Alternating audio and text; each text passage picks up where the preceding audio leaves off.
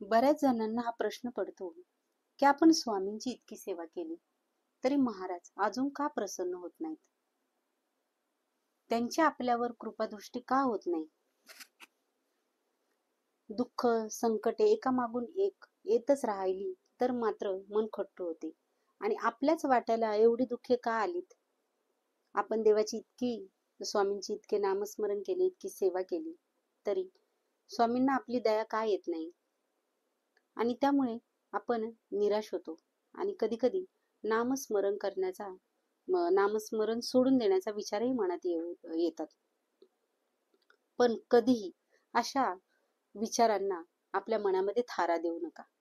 आपण नामाला धरून राहिले पाहिजे, कारण हीच आहे ती आपल्या परीक्षेची वेळ असते आणि हीच स्वामींची इच्छा असते. स्वामी हीच आपली परीक्षा घेत असतात. स्वामी इतके कनवाळू आहेत, दयाळू आहेत की दुःखातही आपल्याला एखादा आशेचा किरण, सुखाची झळक सतत दाखवत असतात, जेणेकरून आपले भक्त आपल्यापासून दुरावू नयेत असे स्वामींना वाटत असते. अशा वेळी ते सदैव नामरूपाने आपल्या बरोबर राहून अडचणीच्या काळात आपला मार्ग सुखकर करत राहतात. आणि म्हणूनच नामस्मरणाला कधीही सोडू नये. स्वामींच्या दृष्टातून आपल्याला जाणून घ्यायचे आहे, दुःख संकटे असतील तरच आपल्याला सुखाची किंमत कळते आणि भगवंताच्या अस्तित्वाची जाणीवही या एकाच गोष्टीमुळे आपल्याला होत राहते. आपल्याला आयुष्यात काही मिळवायचे असेल तर ती फक्त स्वामी कृपाच आहे, दुसरं काहीही नको. ही एकच भावना आपल्या अंतःकरणात आपण रुजवली पाहिजे, कारण ती एकमेव भावना आहे जी सुखाच्या विसाव्याची जागा आहे. म्हणूनच स्वामी, मला फक्त तुम्ही हवे आहात. तुमची तळमळ जीवाला लागली, अशी जर तळमळ जीवाला लागली तर स्वामींच्या अस्तित्वाची आपल्याला प्रचिती येते आणि दुःखासारख्या क्षुल्लक गोष्टींची बाधा स्वामी आपल्याला होऊच देत नाहीत. कारण स्वामी माऊली ही साक्षात दत्तमूर्ती आहे. दाय म्हणजेच देणारा, सर्व काही आपल्या भक्तावर प्रेमाने लुटवणारा कृपा सिंधू आहे तो. फक्त आपली अढळ निष्ठा आणि अनन्य प्रेम माऊलीवरती हवे आहे. त्यामुळे आपण स्वामींच्या नामस्मरणाला कधीही सोडू नये. नियमितपणे स्वामींचं नामस्मरण करत राहा. स्वामी कधीही आपल्याला एकटे पडू देत नाही. स्वामींची नेहमी कृपादृष्टी ही आपल्या भक्तांवरती नेहमीच असते. फक्त ती कधी कधी आपण आपल्या दुःखामध्ये इतके बुडालेलो असतो की आपल्याला स्वामींची कृपा झालेली सुद्धा कळत नाही.